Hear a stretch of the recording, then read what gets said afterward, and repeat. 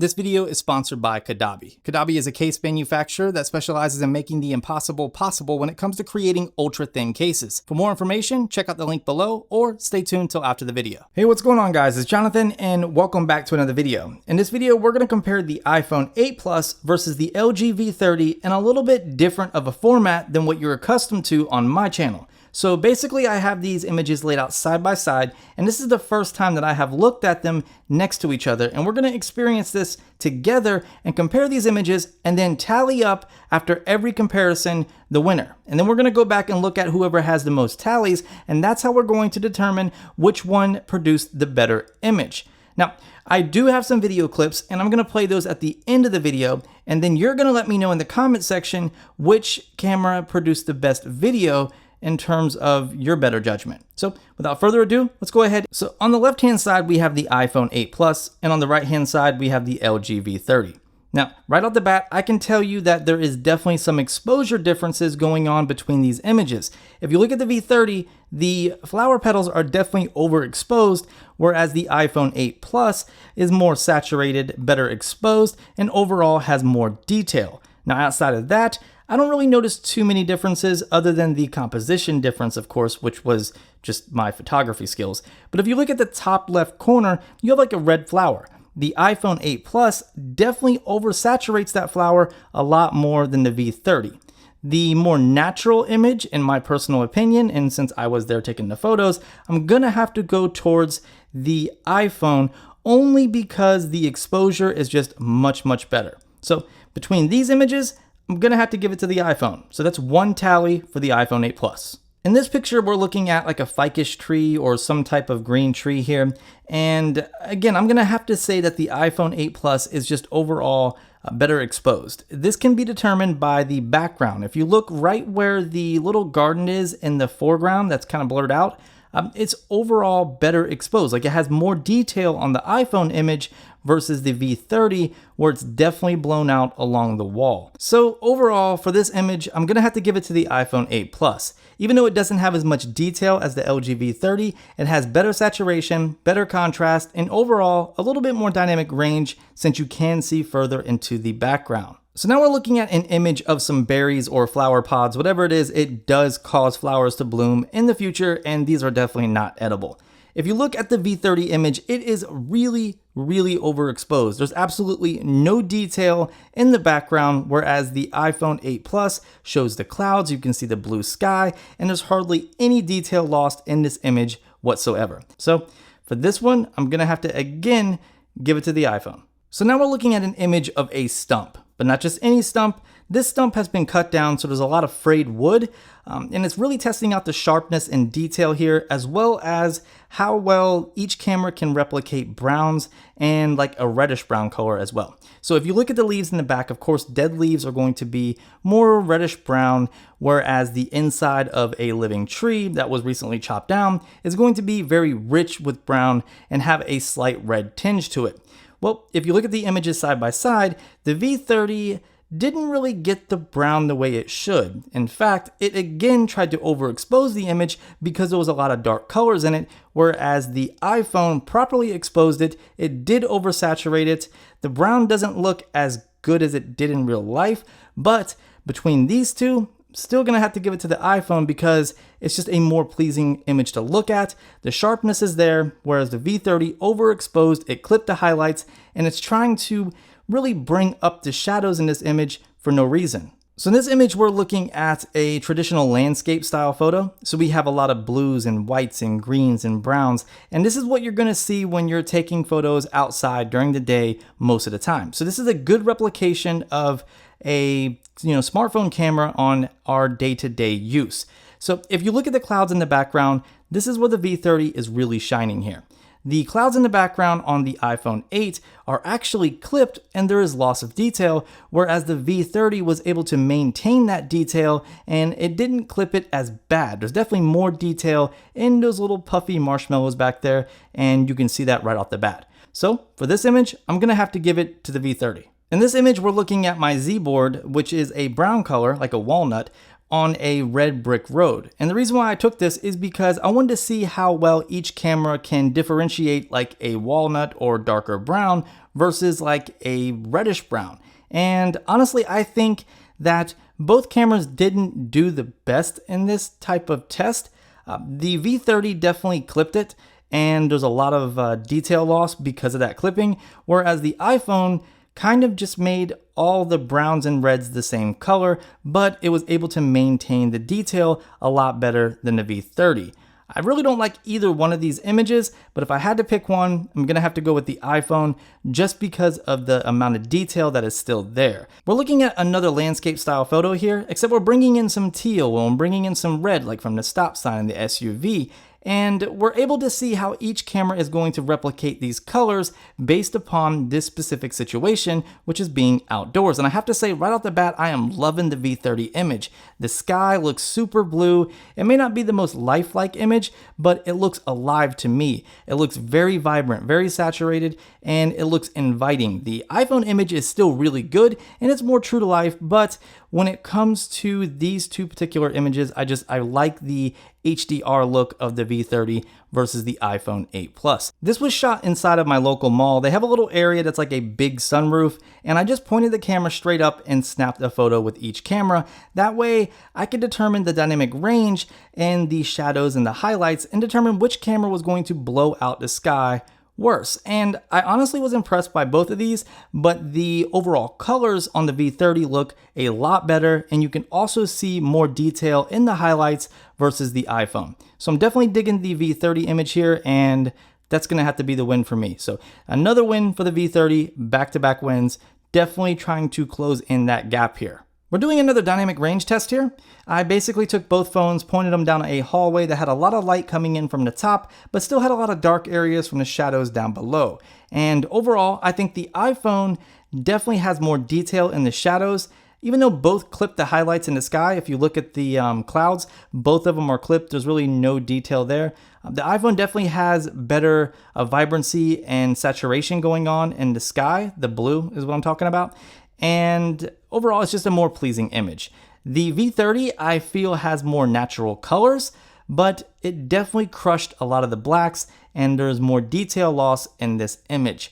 Between the two, I'm gonna have to say I personally like the V30 just because I like that contrasty look, and I think that the colors are a little bit more true to life. However, most people, I'm assuming, are going to say that the iPhone has the better image.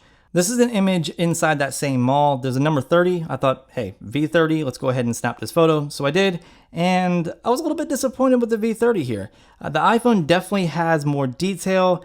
The highlights are good. The V30 didn't clip anything by any means, but it just made a very washed out photo, whereas the iPhone does have a little bit more contrast, a little bit more detail, and it was able to crush the blacks properly, whereas the V30 kind of just washed them out. I don't really know why it did that, but it definitely did, and I'm gonna have to give this to the iPhone. So this is my first time riding in a Tesla here, and they came and picked us up and we went to Universal Islands of Adventure, and I saw the sunset and I was like, I gotta snap a photo of this, so I did.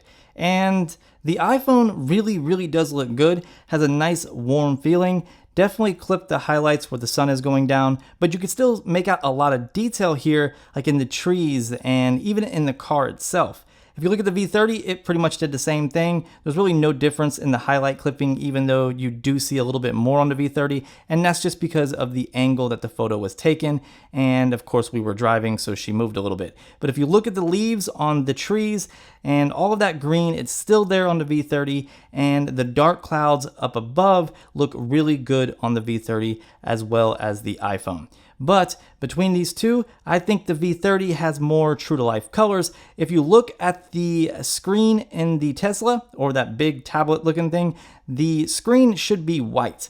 And the iPhone 8 Plus has a very cool look to it, and it doesn't produce true whites. Whereas the V30, the screen is white. It's exactly the way it looked in real life. Here we're looking at some colored lights, and I know that one of the lights on the iPhone is green, whereas one of the lights on the V30 is like a yellow color. That is not because of the V30, that's because that specific light just changed colors randomly and it kind of messed up the photo. But nonetheless, I wanted to see how well each camera was going to pick up noise since the sky was pretty black in this photo. and the V30 did a much better job. Even though it made the sky look purple, it did do better with overall noise reduction, and it still retained a lot of detail versus the iPhone, which you can see tons of noise, and there's also some artifacts going on here. If you look like a little bit halfway or in the middle to the right, you're gonna see some weird lines, which is, I have no idea why that's there. So here we're looking at a nighttime shot. The sun's going down. It's like a landscape style photo, and I don't really have to get into too much because if you can't see it for yourself, then you might be legally blind. The iPhone definitely looks a little bit more washed out, a little bit more muddy, has a lot of detail lost in this image, whereas the V30 was able to use its noise reduction, still maintained the detail, still maintained a lot of color. It doesn't look washed out by any means. And if you look in the water, there's actually more detail in the waves on the V30 versus the iPhone. And that's just a little piece of the photo. I mean, you can go down the trail of lights and you'll see more detail on the V30 versus the iPhone. And if you look up in the sky, you can definitely see more noise and artifacts going on with the iPhone versus the V30. So definitely a big win for the V30 here. So here we're looking at the Margaritaville plain at City Walk, and both images look good. The iPhone has some clipping going on in the highlights, especially on the wing. You can see it right there. There's a lot of detail lost there. However, it did this because it boosted the shadows and there's more detail in the shadows. Whereas the V30 did not clip the highlights. All the detail is there, but it crushed the shadows. So you have a lot of loss of detail in the dark areas. Between the images, I have to say the V30 looks a lot better. Even though the iPhone has more detail in the shadows, it introduced a lot more noise by doing this, whereas the V30 crushed those shadows. It actually crushed a lot of that noise, and it maintained all of the detail in the important areas.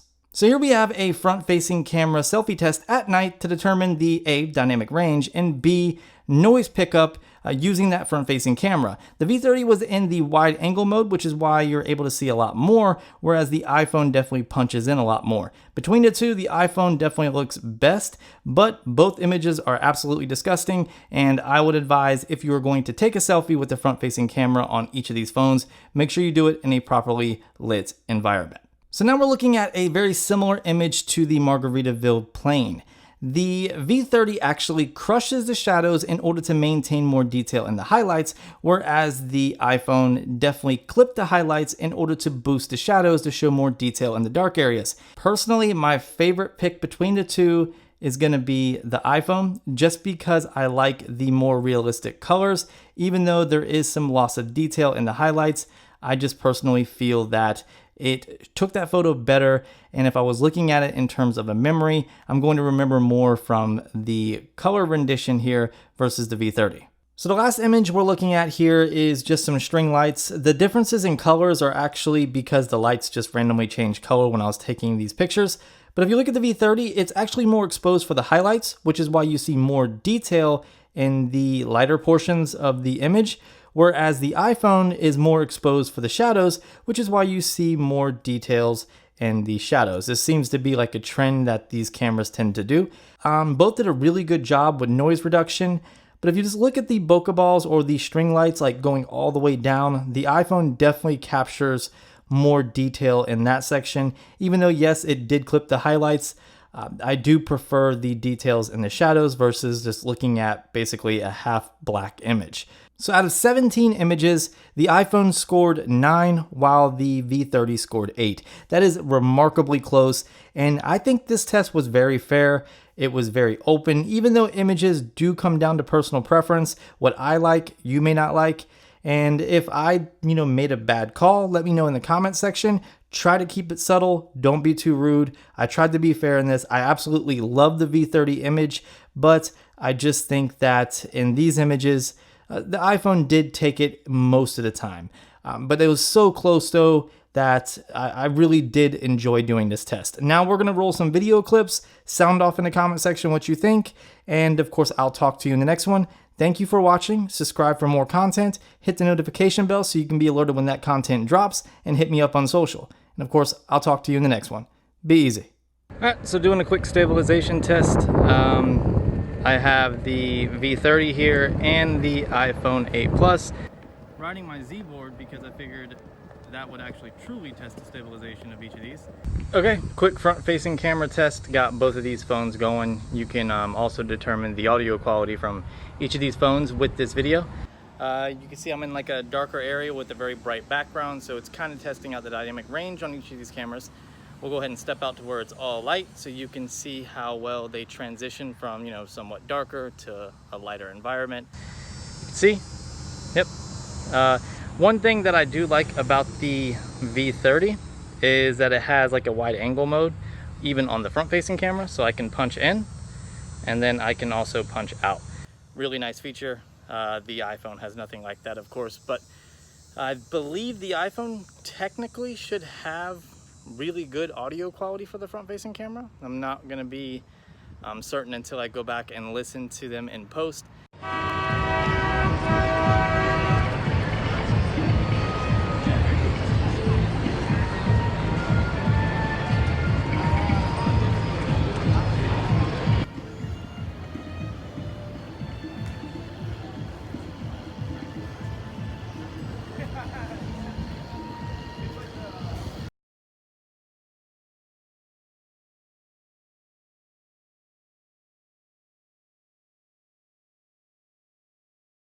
Kadabi now officially supports the iPhone 8 and the 8 Plus, offering a few different styles. The Veil XT, which is their most popular style case, mimics the form and feel of the iPhone with no lip, allowing for edge-to-edge swiping.